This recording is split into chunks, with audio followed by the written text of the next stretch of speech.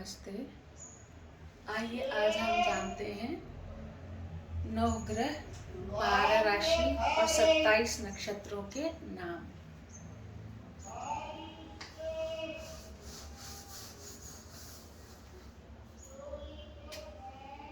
सबसे पहले हम 9 ग्रह के नाम जानेंगे।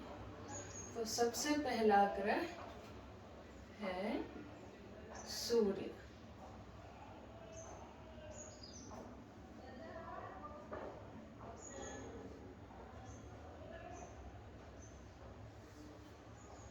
दूसरा ग्रह है चंद्रमा।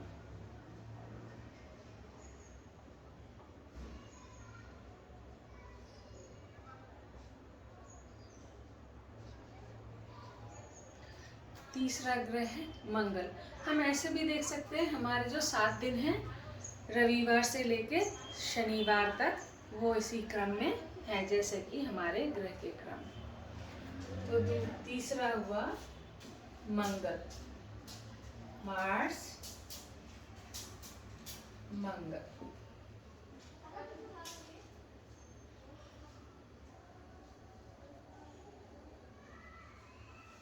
चौथा हुआ बुध, मरकरी।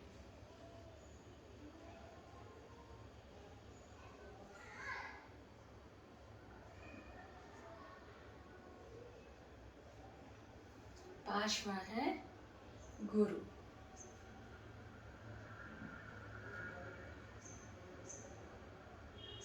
जुपिटर।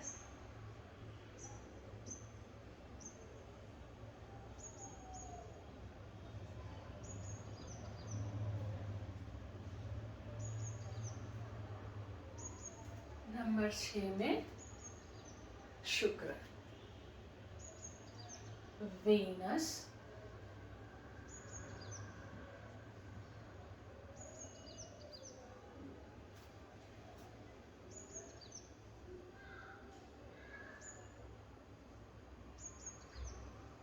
नंबर 7 में शनि, सैटर्न,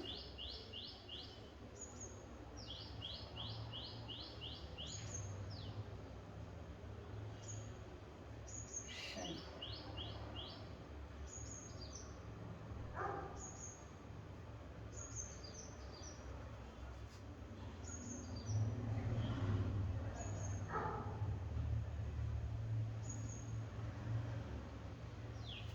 इसके अलावा 2 और ग्रह हैं जिनको छाया ग्रह कहते हैं, ठीक है, जिनका अस्तित्व नहीं है पर उनको ग्रह माना गया है, इसीलिए उसको छाया ग्रह कहते हैं। वो है राहु और केतु। तो नंबर 8 हुआ राहु,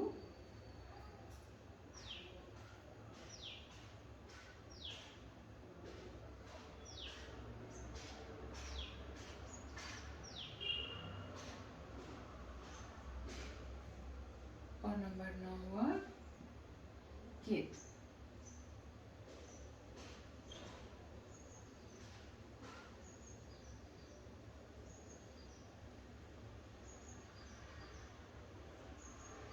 तो ये हुआ हमारा 9 ग्रह और 12 राशि। मेष नंबर 1, नंबर 2 वृषभ, नंबर 3 मिथुन, नंबर 4 कर्क, नंबर 5 सिंह, नंबर 6 कन्या, नंबर 7 तुला, 8 वृश्चिक, 9 धनुष, 10 मकर, 11 कुंभ, 12 मीन। तो ये 12 राशियां हुई और 27 नक्षत्र। तो हम अश्विनी से शुरू करते हैं। 1 में अश्विनी, 2 भरनी, 3 कृत्तिका, 4 रोहिणी, 5 मृगशिरा, 6 आर्द्रा, 7 पुनर्वसु, 8 पुष्य, 9 आश्लेषा, 10 मघा, 11 पूर्व फाल्गुनी, 12 उत्तर फाल्गुनी, 13 हस्ता, 14 चित्रा, 15 स्वाति, 16 विशाखा, 17 अनुराधा, 18 ज्येष्ठा, 19 मूल, 20 पूर्वाषाढ़ा, 21 उत्तराषाढ़ा, 22 श्रवण नक्षत्र, 23 धनिष्ठ, 24 शतभिषा, 25 पूर्व भाद्रा, 26 उत्तर भाद्रा और 27 रेवती। तो ये क्रमशः हमारे 27 नक्षत्र थे। अब एक और चीज जानना जरूरी है कि हम इन सबको कैसे एक दूसरे से रिलेट करें। तो ये रिलेट करने के लिए हमको कुछ और जानना पड़ेगा। अगर हम इन सबको घर माने कि एक एक घर है, तो उस घर का कोई ना कोई मालिक चाहिए, है ना। तो ये जो ग्रह है ये इन घरों के मालिक हैं, ठीक है, ऐसा माना गया है। तो आइए हम जानते हैं कौन किसके मालिक हैं। तो अगर हम शुरू करें कर्क से, कर्क राशि का मालिक चंद्रमा। चंद्रमा को कर्क राशि मिला है, सूर्य को सिंह राशि। इन दोनों को सिर्फ एक एक राशियां मिली है। उसके बाद देखते हैं बाकी जितने भी ग्रह हैं, सूर्य और चंद्र को एक एक राशि, बाकी जो 5 ग्रह, बाकी जो 5 ग्रह हैं उनको 2-2 राशियां मिली है। और ये जो छाया ग्रह हैं इनको कोई राशि नहीं मिली है, इनका कोई अपना घर नहीं दिया गया है। इनके बारे में, इनका कहाँ स्थान है, ये हम थोड़ा आगे एडवांस में जाके सीखेंगे। तो सूर्य और चंद्र को एक एक राशि,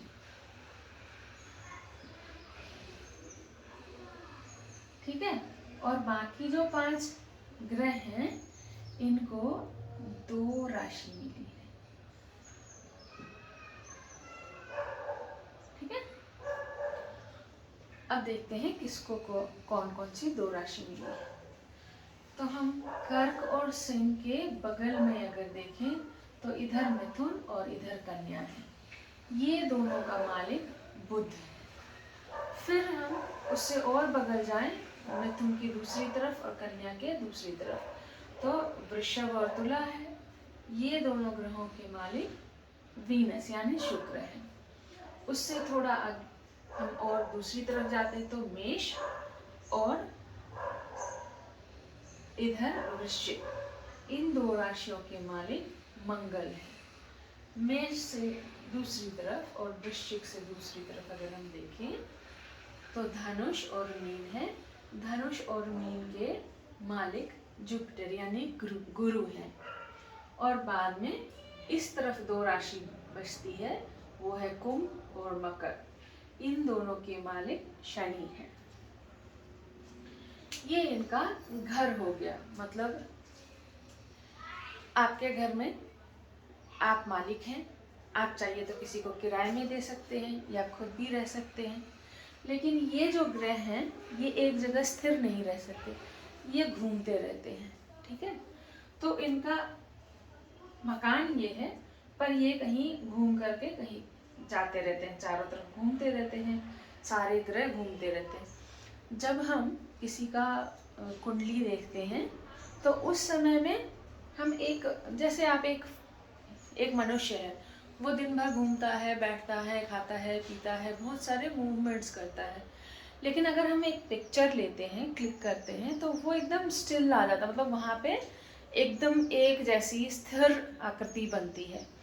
तो वैसे ही अगर हम कुंडली की बात करें तो कुंडली का जो समय होता है, उस समय में अगर हम इनका मूवमेंट देखें और उसका एक पिक्चर ले लें तो एक फिक्स्ड पोजीशन बनता है, और हम उसके हिसाब से देखते हैं कि मान लीजिए कि कहीं भी एक पर्टिकुलर डे में, एक पर्टिकुलर टाइम में अगर कोई बच्चा पैदा होता है तो हो सकता है कि शनि जो है किसी घर में हो, सूर्य किसी घर में हो, तो हम कहेंगे अगर शनि अपने घर में है तो ठीक है। अगर शनि मान लीजिए मिथुन में चला गया तो वहाँ पे हम सोचेंगे कि ये यहाँ पे किराए में रह रहा है, क्योंकि ये तो इसका अपना घर है नहीं, तो ये किराए में है। अब किराए में किस घर में है, मान लीजिए शनि है और यहाँ का मालिक कौन है, मरकरी मतलब बुध है, तो शनि और मरकरी की मैत्री है तो वो अच्छा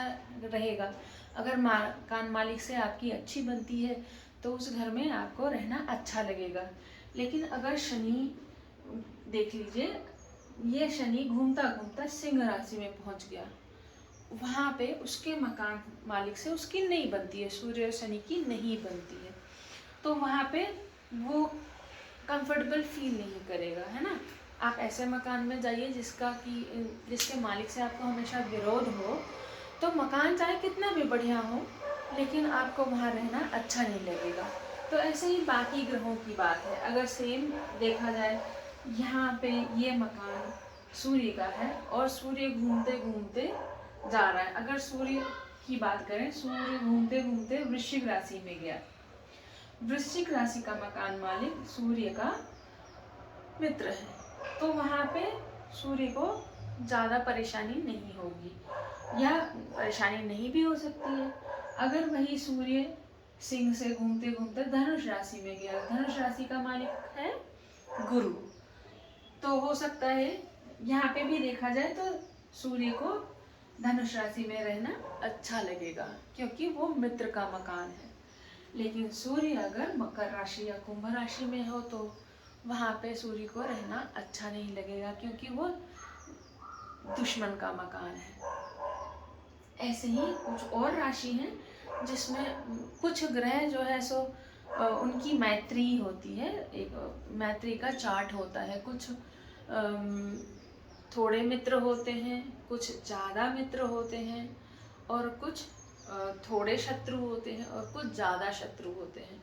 तो अगर कोई भी ग्रह अपने साधारण मित्र के यहाँ जाता है तो उसको ठीक है वह रह लेगा, बट उसको बहुत अच्छा नहीं, मतलब ज़्यादा आप जितने कंफर्टेबल अपने किसी परम मित्र के यहाँ, बहुत अच्छे मित्र हैं उनके यहाँ जाके आप जितना कंफर्टेबल रहेंगे उतना किसी भी जान पहचान वाले मित्र के यहाँ जाके रहना आपको अच्छा नहीं लगेगा।